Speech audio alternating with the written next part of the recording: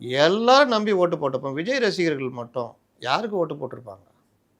விஜயே போய் போட்டாருன்னு ஆதவர்ஜுனா சொன்னார். திமுக.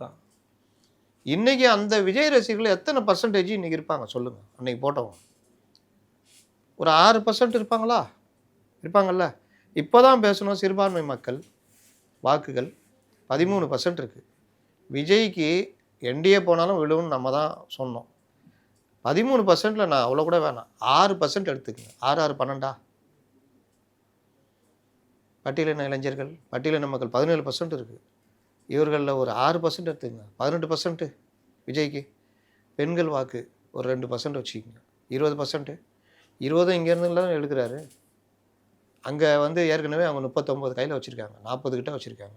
20 40 நான் சொன்னதோட கூட வருது. வருதா இல்லையா? இன்னொன்று அலை, அதுதான் ரொம்ப முக்கியம். 96 என்ன நடந்தது? ஒன்றுமே இல்லைங்க. கலைஞர் திமுக உடஞ்சி போயிருக்கு. மூப்பனார் வந்துட்டாருங்க, ரஜினி வாய்ஸ் கொடுத்துட்டாருங்க. இந்த அணி அடிச்சுக்க ஆள் இல்லைங்க. சேம் அதே எண்ணம். விஜய் போயிட்டாருன்னா நீங்கள் அதே ஆள்கிட்ட நீங்கள் விஜய் அங்கே போனால் என்ன அவனு கேட்டுட்டிங்கன்னா, சார் வேறு லெவல் சார்ன்னு இருப்பார். இன்றைக்கி 2 வகையான இருக்காங்க. ஓரளவுக்கு பொலிட்டிக்கலைஸ் ஆன ரசிகர்கள், நிர்வாகிகள். தனியார் என்ன கஷ்டங்க, டிஎம்கே காலி பண்ணுறோங்க, நம்ம போகிறதாங்க கரெக்டுன்ற முடிவு. நமக்கு பிரச்சனை இல்லை, ஒரு பாதுகாப்பான தேர்தலை சந்திக்கலாம். இவர்களுக்கு என்ன ஈகோ, முதல்வர்னு சொல்லிட்டு வந்துட்டோமே, அதை எப்படி மறுப்பது? அரசியல் அதெல்லாம் மேட்டரே இல்லை. தூக்கு போட்டுக்கோன்னு சொன்னோமே, எப்படி ஒன்றா மேடை? அவங்களும் நாமளும் ஒன்றா? அரசியல் தானே, அரசியல் தானே. அரசியலில் இதெல்லாம் சாதனை. நீங்கள் என்ன பண்ணணும்? படமாக நடிக்கிறீங்க, அரசியலுக்கு தானே வந்திருக்கீங்க. இதெல்லாம் கம்மி. இன்னும் நீங்கள் சந்திக்க வேண்டியது எவ்வளோ இருக்குது? வைகோ கூடவா? என்ன பேச்சு! இன்றைக்கி போர்வாளாக இருப்பேன்றாரு ஸ்டாலினுக்கு. 6 தொகுதி.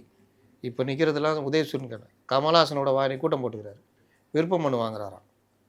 எந்த தொகுதிக்குன்னு தெரியாமையே வாங்குறாரு. முதல்ல டார்ச்சியில் நிற்கிறதுக்கு அவங்க ஒத்துக்குவாங்களான்னு தெரியல. இருக்குல்ல. எஸ். நிறைவாக ஒரு கேள்வி. ஏன்னா இப்போ தேமுதிகவும் பாமக, ராமதாஸ் ஐயாவோட பாமகவும் எங்கே இருக்கும் அப்படிங்கிறது எல்லாருக்கும் ஒரு கேள்விக்குறியாகவே இருந்துகிட்டு இருக்கு. அப்படி அவர் இங்கே திமுகவை தான் இறுதி ஆப்ஷன்னா அந்த கூட்டணி உடையவே வாய்ப்பு இருக்குன்னு சில பேர் சொல்கிறாங்க. ஏன்னா அண்ணன் திருமாவளவன் அவர்கள் வந்து பார்த்தீங்கன்னா தொடர்ச்சியாக பாஜக பாமக இருக்கணும், நாங்கள் இருக்க மாட்டோம். அண்ட் டைம்ஸ் ஆஃப் இந்தியாவில் ஒரு பேட்டி கொடுத்துருந்தாரு. ராமதாஸுக்கும் அன்புமணிக்கும் பெரிய வித்தியாசம் கிடையாதுன்றது சொல்லியிருந்தாரு.